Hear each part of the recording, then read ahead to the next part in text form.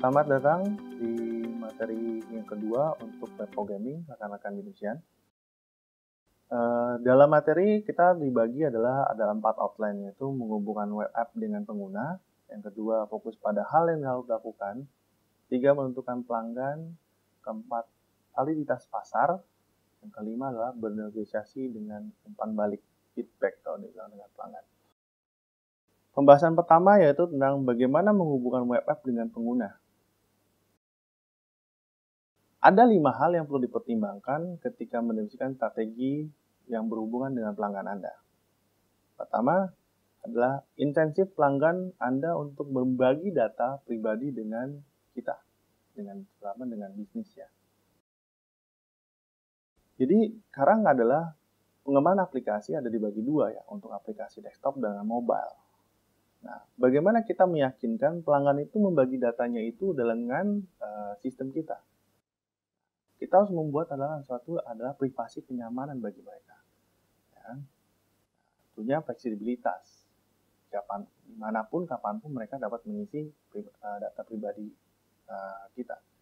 Dan lebih baiknya lagi adalah dengan pengalaman yang ada di lapangan adalah dengan menggunakan term and condition, yaitu di mana ada perjanjian kalau ketika mereka upload data pribadi mereka, kita sebagai bisnis meyakinkan mereka tidak akan menyebarkan data itu tersebut dengan halayak atau umum. Yang kedua adalah kita harus mendapatkan perhatian khusus mereka dengan tujuan adalah untuk penargetan. Penarget ini adalah untuk kita mencapai karena pelanggan itu kita harus dapat menggrab pelanggan untuk membeli fokus kepada produknya kita. Ya. Yang ketiga adalah kita berfokus pada aplikasi mobile. Mengapa aplikasi mobile? Karena dilihat adalah kemudahan. Kemudahan dalam sekarang kita pelanggan-pelanggan itu udah mobilitasnya sangat tinggi ya. Gadget sudah banyak tersebar, sudah banyak digunakan banyak orang-orang lain. Nah, baik Android maupun Apple. Nah, dari situ kita bisa menggrab, kemudahan dari mereka untuk mengakses aplikasi kita, itu yang kita jadi tujuan pertama. Yang keempat adalah menemukan cara kreatif untuk upsell. Nah, upsell adalah kita untuk menumbuhkan pendapatan bisnis. Ya, bagaimana kita memposisikan dan memberikan suatu rekomendasi pengguna dan bonus-bonus. Maksudnya bonus-bonus ini adalah ada awareness. Jadi awareness kayak memberikan suatu gift kepada pelanggan, hal-hal kayak seperti diskon dan lain-lain ke dalam untuk setiap pembelian produk kita. Hal itu simple terlihatnya, tapi itu sangat bagus ketika kita untuk menggunakan upsell bisnis kita. Contoh lah, misalnya sekarang banyak ya aplikasi e-commerce yang ada di dunia. Kita main adalah sistemnya adalah kayak bisnis to bisnis misalnya. One click for pay misalnya. Di situ kita sekali klik kita dapat suatu value, uang lah, atau kita dapat voucher sesuatu. Ya. Yang kelima adalah mengukur penjualan secara bertahap. Ya. Ketika usaha kita sudah berjalan, kita udah menumbuhkan upsell dalam bisnis kita harus menunjang lagi hal apa yang dari pasar yang kita bisa persiapkan jadi menciptakan suatu diferensiasi usaha. Nah, itu menjadi penting. Setelah itu, outline dan kedua adalah kita harus menemukan inti core dari bisnis kita. Ketika kita kita membuat suatu aplikasi, kita membuat suatu bisnis, sebenarnya bisnis kita tuh bisnis tentang apa sih? Ya, itu menjadi pertanyaan.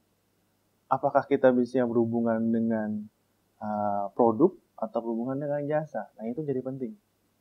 Karena nanti kita harus lakukan dengan tujuan akhirnya dan aplikasi yang akan kita kembangkan. Yang ketiga adalah ada fokus pada hal yang harus dilakukan. Baik lagi, ketika kita sudah menggrab ketua bisnis ke dalam pelanggan, nah, kita harus fokus dalam membuat startup Anda, yaitu pertama, kita lihat adalah kalau kita udah kita menemukan suatu pelanggan, kita lihat adalah kepentingan pertama kepentingan pelanggannya. Ya. Terusnya, maksudnya kepentingan pelanggan begini, kita lihat pelanggannya itu kita kadang-kadang ada suatu keluhan, terusnya ada suatu yang membuat suatu mereka tuh adalah tidak kepercayaan kepada produk kita. Nah, apa yang menjadi hal itu? Kita harus jadi konsenkan, ya kan? Kedua, pendiri Anda punya budaya yang sekeliling kita adalah, keempat adalah adaptasi. Nah, yang paling ada terakhir yang paling kita adalah bernegosiasi dengan umpan balik. Kadang-kadang adalah kita harus membuat dalam aplikasi kita adalah FAQ ya, frequency asked question. Nah, kita memberikan suatu umpan balik, mereka mengeluhkan produk kita, dan kita memberikan lagi suatu feedback. Itu yang mereka pentingkan. Karena keluhan mereka menjadi key point untuk menumbuhkan bisnis kita. Ada banyak hal lain yang kita bisa bedah lagi lebih jauh tentang materi ini. Mungkin teman-teman kita bisa temukan di dalam materinya yang ada di dalam portal, dan teman-teman bisa downloadnya. Sekian overview kita untuk materi ini. Sekian dan terima kasih.